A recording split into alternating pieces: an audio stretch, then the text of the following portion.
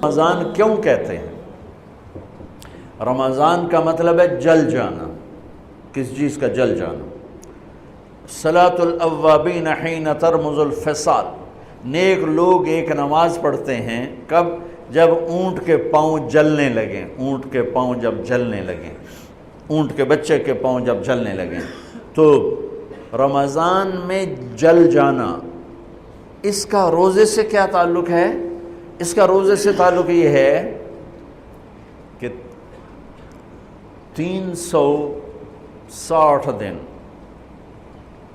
سال میں ہوتے ہیں چاند کے لحاظ سے، 330 دن کے گناہ اللہ رمضان کے روزوں میں ہر روز میرے آپ کے گناہ جلاتا ہے، جلاتا ہے، جلاتا ہے۔ بھوک لگتی ہے ایک آگ بنتی ہے، پیاس لگتی ہے ایک آگ بنتی ہے۔ تو ہمارے لکڑی کی آگ میں چیزیں جلتی ہیں اور ہماری بھوک، روزے کی بھوک کی آگ میں گناہ جلتے ہیں، اور 29ویں روزے اللہ سارے سال کے گناہوں کو جلا کے روزہ والا یا روزے والی کو ایسے پاک کر دیتا ہے جیسے آج ماں کے پیٹ سے نکلا ہو، ایسے ان کو خوبصورت کر دیتا ہے۔ حج کا مہینہ آیا، اعمال اسی طرح ہیں جیسے ہوتے ہیں۔ رمضان کا مہینہ آیا تو میرے نبی کا اعلان ہو گیا، ایک فرض 70 فرض کے برابر ہو جاتا ہے تمہارا، نفل فرض کے برابر۔ فرض اور نفل میں فرق کیا ہے؟ حضرت علی ہی کا فرمان ہے کہ جس شخص نے ایک فرض روزہ چھوڑ دیا، پھر قیامت تک اس کی قضا میں نفل روزے رکھتا رہا، تو ایک روزے کا یہ سارے روزے بدلہ نہیں ہو سکتے۔ ایک نماز چھوڑ دی اور پھر اس کی قضا میں قیامت تک نفل پڑھتا رہا، تو فرض نماز کی ایک رکعت کے ایک سجدے کے برابر بھی نہیں ہے۔ فرض میں اتنی طاقت ہے۔ تو اللہ کی رحمت کیسے متوجہ ہوتی ہے کہ رمضان کے مہینے میں اللہ فرماتے ہیں میرے محبوب کی امت ہے، ایک فرض کو 70 کے برابر کر دو، اور پھر فرماتے ہیں نفل کو فرضوں کے برابر کر دو، اور پھر فرماتے ہیں جو رات کو تراویح پڑھے گا، دن میں روزہ رکھے گا، آخری رات اسے ایسے دھو کے پاک کر دوں گا کہ اس کے ذمے گناہ کا ایک ذرہ بھی باقی نہیں بچے گا، سب گناہ اللہ تعالیٰ اس کے معاف فرما دے گا۔ اور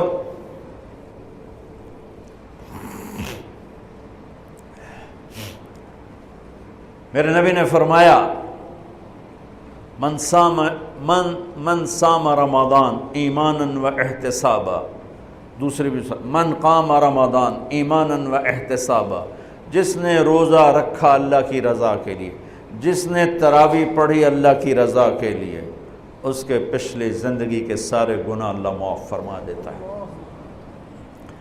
رات کا قیام کسی امت کو نہیں ملا۔ دیکھو روزہ سخت تھا تو ان کا قیام اللیل نہیں تھا، چونکہ وہ اپنی کتاب پڑھ سکتے ہی نہیں تھے۔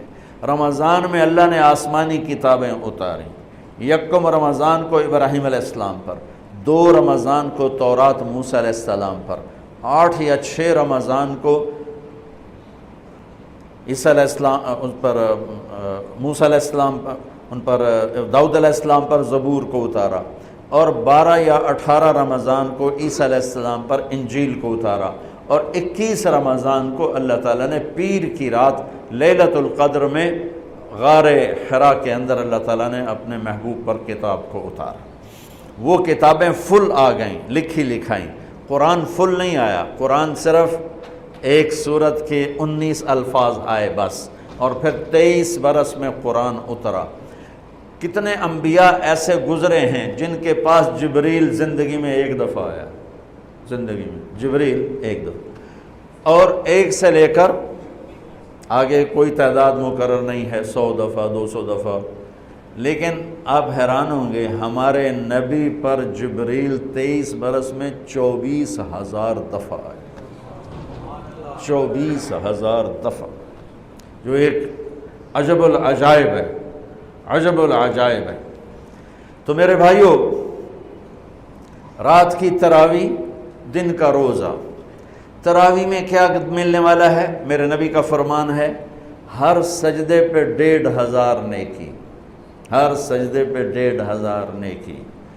تھوڑی اپنی کاروباری مصروفیت گھٹاؤ، اپنی کاروباری مشقت گھٹاؤ، اپنے ملازموں کی بھی مشقت گھٹاؤ تاکہ وہ تراویح پڑھ سکیں، روزہ رکھ سکیں، بشاشت سے پڑھ سکیں، اور اللہ کا فضل ہے ڈھیلے سے ڈھیلا حافظ بھی ہو تو 1.5 گھنٹے میں سارا کچھ نمٹ جاتا ہے۔ اتنی سی ہمت کرو میرے بھائیوں کہ افطاری میں تھوڑا کھاؤ۔ اگر تم پہلوانوں کی طرح شروع ہو گیا نا، پھر تو تم سے عشاء بھی نہیں پڑھی جائے گی، تراویح تم نے کیا پڑھنا۔ روزہ جسم کی فالتو چیزوں کو جلاتا ہے، روزہ ایک قوت پیدا کرتا ہے ایمانی شیطان کے خلاف۔ وہ کیسے پیدا کرتا ہے شیطان کے خلاف؟ اللہ تعالیٰ حلال کو بھی حرام کر دیتا ہے۔ جب بیوی کو بھی شہوت سے دیکھنا حرام ہو گیا اور یہ اس پہ قابو پا گیا تو اوروں کی عزت کو یہ حرام نظر سے کیوں دیکھے گا؟ جب یہ حلال کھانا چھوڑ گیا تو یہ جھوٹ کیوں بولے گا، یہ گالی کیوں دے گا، یہ غیبت کیوں کرے گا؟ جب یہ کان میں دوائی ڈالنا چھوڑ گیا کہ روزہ ٹوٹ جاتا ہے تو یہ اوروں کی غیبت کیوں سنے گا، اوروں کی برائی کیوں سنے گا؟ جب یہ آنکھ میں دوائی نہیں ڈالتا ہے کہ وہ حلق میں جاتی ہے، وہاں سے وہ پیٹ میں چلی جاتی ہے، روزہ ٹوٹ جاتا ہے، تو یہ ان آنکھوں سے غلط کیوں دیکھے گا؟ یہ غلط کیوں کسی کی عزت کے اوپر اپنی بددیانت نظر کو ڈالے گا؟ تو جب یہ اندھیرے میں بند کمرے میں ٹھنڈا پانی پڑا ہوا ہے اور ہاتھ نہیں لگاتا ہے اور اللہ کا دھیان اسے یاد ہوتا ہے کہ اللہ دیکھ رہا ہے، نہاتے ہوئے ہونٹ بند کر رہتا ہے کہ کوئی پانی کا قطرہ منہ میں نہ چلا جائے اور میرا روزہ نہ ٹوٹ جائے، خراب نہ ہو جائے، تو یہ جب اللہ کا اتنا دھیان اس کو نصیب ہو جاتا ہے کہ اللہ دیکھ رہا ہے، ورنہ کیا کسی کو کیا خبر کہ میں 2 گلاس پانی پیتا ہے یا میں پیاس سے بول رہا ہوں۔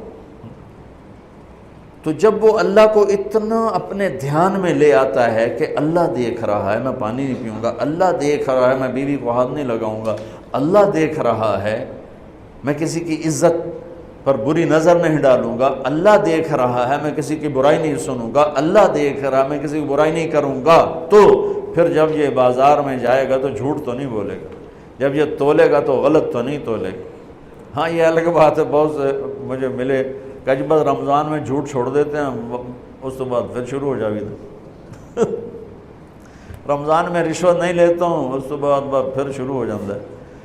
تو چلو شکر ہے 1 مہینہ تو مسلمان رہتے ہیں۔ اچھا اس کی وجہ کیا ہے کہ رشوت خور کہتا ہے جی رمضان میں نہیں، جی نہیں، رمضان میں جھوٹ نہیں بولنا، رمضان میں صحیح تولنا ہے، رمضان میں غلط نہیں تولنا ہے۔ کیوں؟ شیطان قید ہو جاتا ہے۔ رمضان میں نمازی کیوں بڑھ جاتے ہیں؟ شیطان قید ہو جاتا ہے۔ کسی امت کو یہ نہیں ملا کہ رمضان میں شیطان قید کیے جائیں، اس امت کو ملا رمضان میں شیطان قید ہو جاتے ہیں۔ کسی امت کو یہ نہیں ملا کہ رمضان میں جہنم کے دروازے بند ہو جائیں، اس امت کو ملا ہے رمضان میں جہنم کے دروازے بند ہو جاتے ہیں، جنت کے دروازے کھل جاتے ہیں۔ کسی امت کو یہ نہیں ملا کہ ان کے لیے ہر مخلوق دعا کرے، رمضان کے مہینے میں اس امت کو یہ ملا ہے کہ ان کے روزہ رکھنے والوں کے لیے چونٹیاں بھی دعا کرتی، پرندے بھی دعا کرتے ہیں، مچھلیاں بھی دعا کرتی ہیں، ہوائیں دعا کرتی ہیں، ہر شے دعا کرتی ہے روزہ رکھنے والے کی۔ اس امت کو ملا۔ کسی امت کو یہ نہیں ملا کہ آخری رات ان کی سب کی بخشش ہو جائے، اس امت کو ملا ہے کہ رمضان کی آخری رات سب کی بخشش ہو جاتی۔ کسی امت کو یہ نہیں ملا کہ جنت کی حوریں انہیں روزوں میں یاد کریں، اس امت کو ملا ہے کہ اللہ تعالیٰ جنت کو کہتا ہے کہ تو تیار ہو جا، میک اپ کر لے، میرے بندے آ رہے ہیں، دلہن بن جا، سج دھج کے مجھے دکھا دے تاکہ میں اپنے بندوں کو پیش کروں تحفے کے طور پر۔ یہ ہے تمہاری بھوک کا بدلہ، یہ ہے تمہاری پیاس کا بدلہ۔